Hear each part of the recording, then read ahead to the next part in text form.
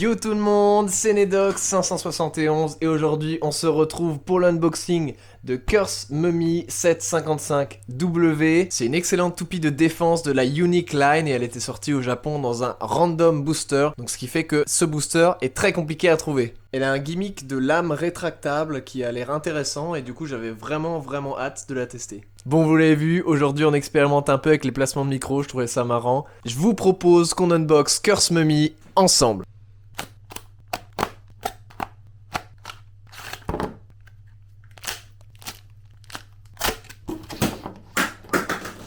Ok, c'est parti pour les différentes parties. On commence avec la pointe W, donc Wedge, qui était sur Perseus Dark, une pointe de type défense avec moins d'engrenage pour ne pas perdre trop d'endurance lors des Extreme Dash. Ensuite, on a le Ratchet 755, qui est un Ratchet de type simple, juste ici, qui burstera plus facilement, mais qui est un nouveau Ratchet, donc à 7 côtés, et hauteur 55, donc franchement, pas trop mal. Et pour finir, le Blade magnifique Curse Mummy, donc c'est une toupie de type UX, on voit ici le QR code toujours, donc juste là en fait vous avez une petite lame qui va sortir au cours du combat. La toupie va commencer dans cette position avec la force centrifuge et au fur et à mesure du combat elle va se rétracter, donc elle a deux formes, elle a la counter form et la guard form. Donc en tout cas, elle est vraiment très belle. Une fois assemblée, on a Curse Mummy 755W.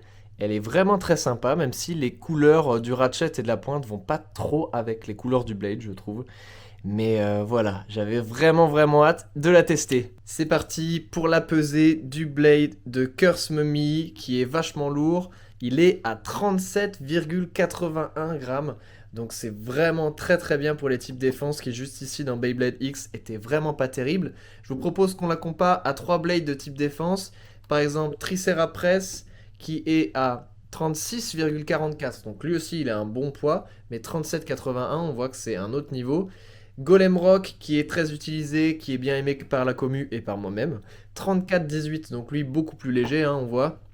Et Night Mail il est à 36,62 donc là, je vous ai sélectionné deux toupies défense qui sont assez lourdes et une toupie défense qui est Golem Rock que j'adore. Et on voit que voilà, hein, 37,80 ou 80, ça bouge. C'est un excellent poids et c'est pour ça que Mummy Curse est beaucoup utilisé dans la méta. Bon bah écoutez, je vous propose qu'on fasse un petit test dans le stadium. Ok, c'est parti pour le test de Mummy Curse dans le stadium. Donc c'est une toupie de type défense, évidemment, elle va rester au centre du stadium. Elle est vraiment belle, hein. Je trouve que les couleurs sont vraiment sympas. On arrive à voir aussi sa lame qui sort.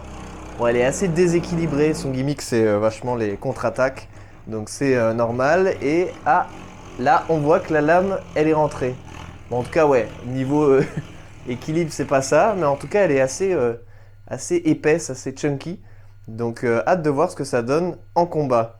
On va la faire affronter des adversaires de type attaque. On commence avec Phoenix Wing. Ouh, oh la vache. Ouah, des sacrés coups de la part de Phoenix. Ça fait longtemps que je ne l'ai pas utilisé. Je me suis dit, on va essayer d'utiliser des lames assez lourdes et de type attaque. Et c'est Mummy qui gagne. On continue avec un ancien top tier, Shark Edge. Alors, est-ce que Shark va le sniper ? Ouh, et c'est Shark qui gagne. On continue avec un autre énorme bourrin, c'est Dranbuster. Ouh.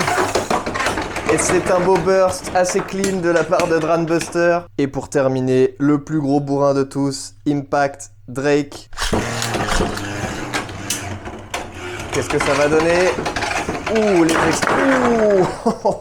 j'allais dire les Extreme Dash dans le vide, mais c'est un magnifique Extreme Finish de la part de Impact Drake. Bon, si on fait le point sur ce qu'on vient de voir, Mummy Curse, c'était pas terrible. Je pense que c'est dû à la pointe Wedge, qui à mon avis, on doit pouvoir faire mieux, et le Ratchet 755, qui a quand même burst à un moment. Il est assez bon, mais voilà, contre des énormes bourrins, là, il a rien pu faire, parce que Beyblade X, c'est quand même très favorisé sur l'attaque avec le rail. Mais voilà, en tout cas, elle est très sympa. J'aimerais bien la tester avec d'autres combos. Et je suis très content de l'avoir dans ma collection. Bon les amis, je pense qu'on a tout dit sur Mummy Curse 755W. Est-ce que vous avez réussi à choper le booster? Qu'est-ce que vous pensez de la toupie? Est-ce qu'elle est forte? Est-ce qu'elle est nulle? Comme d'habitude, si la vidéo vous a plu, n'hésitez pas à mettre un j'aime et à vous abonner à la chaîne. Je suis de retour après 10 mois sans vidéo, j'ai claqué des thunes dans le Beyblade, donc n'hésitez pas. On se retrouve tous les vendredis à 18 h pour une nouvelle vidéo, et en attendant, je vous dis ciao!